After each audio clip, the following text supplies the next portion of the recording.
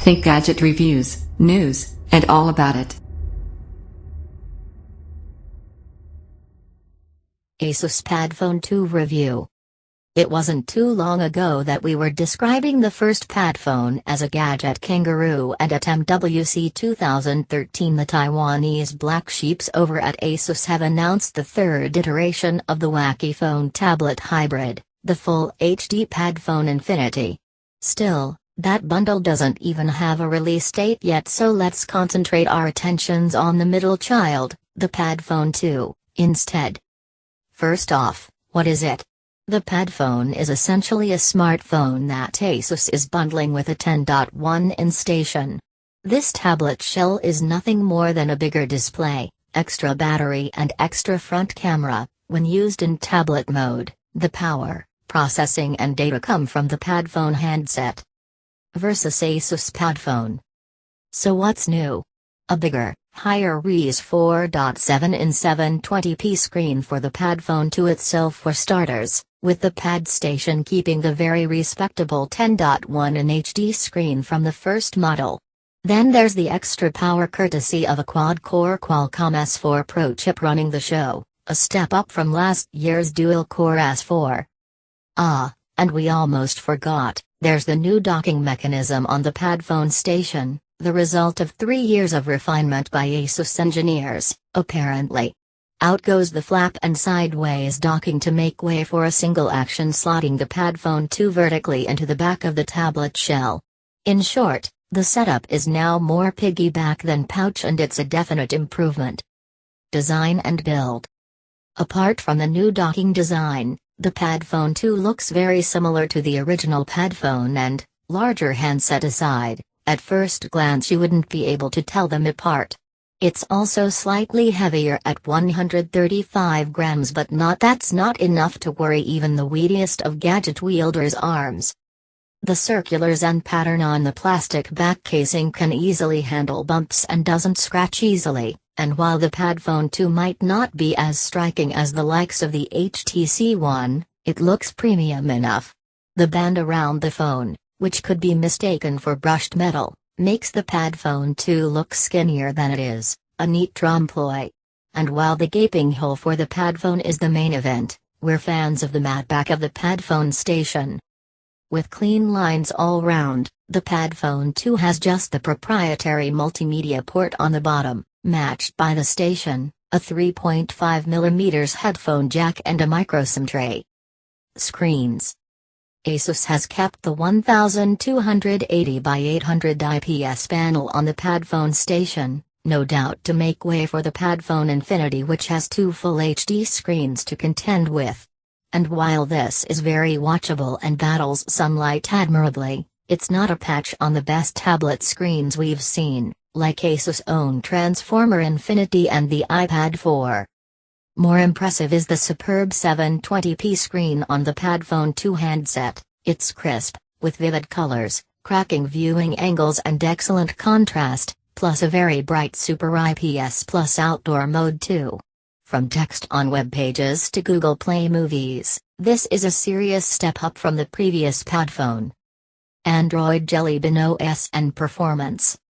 Running Android 4.1 Jelly Bean, the Padfone 2's OS hasn't been tinkered with too much, and any additions are an improvement on stock Android.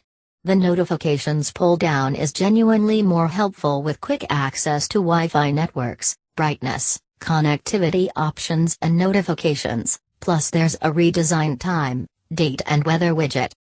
As you'd expect, apps, widgets and wallpapers on the Padfone 2's home screens magically rearrange themselves into the Asus tablet format when the Padfone is docked. In tablet mode, there's also a pop-up menu of floating apps, calendar, calculator, email, dictionary, social network client BuddyBuzz and the audio wizard menu, which is similar to what Samsung and Sony are doing on the Galaxy Note 10.1 and Xperia Z, and it works just as well here. As a phone, the Padfone 2 eats up multitasking and browsing, with games like Temple Run 2 playing smoothly, though not quite to the same extent as something like the Nexus 4. In fact, our only niggles came when the handset was docked in the Padfone Station. Phone plus tablet. We're still torn about the Padfone in use. On one hand, we love the retro, modular simplicity of slotting the phone into the tablet to power a bigger screen. And two 3G/4G devices for the price of one contract is both an affordable and neat solution, no tethering, turning on Bluetooth or setting up hotspots. But as impressive as Asus dynamic display tech is, it still doesn't work beyond built-in apps like the excellent Super Note. For instance, if you're surfing via the built-in browser on the Padfone and want to switch to the station, the open page will appear on the 10.1 in display, but if you're using Chrome you have to open it up again. Ditto for YouTube. And Gmail. And pretty much all third-party apps, media players and games. Switching between the two mid-movie does still give us a kick, but the Padfone can't always cope. Stutters, outputting sound without picture and one reset mean that operation is far from hassle-free. Battery life. The 2,140 mAh battery in the Padfone 2 itself has a dependable second in the form of the station's 5000 mAh battery, and if you get used to taking both out with you, it's really nice to stick your Padfone 2 into the station for a quick recharge. According to Asus, the station also more than doubles your talk time from 16 to 36 hours. In practice, we easily lasted the day using the bundle for the usual browsing, gaming, listening to music and a spot of work. With light use of both, the Padfone 2 combo will stretch to 2 days. We did have one small niggle with the power management, though.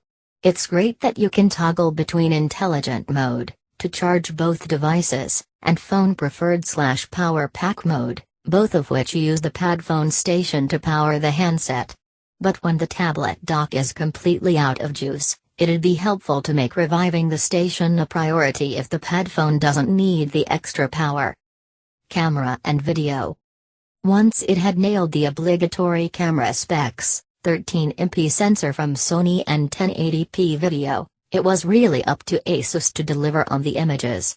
And the Padfone 2 takes very good snaps indeed, particularly outdoors and when the light's on your side, reproducing colors on the warmer, saturated side of the palette.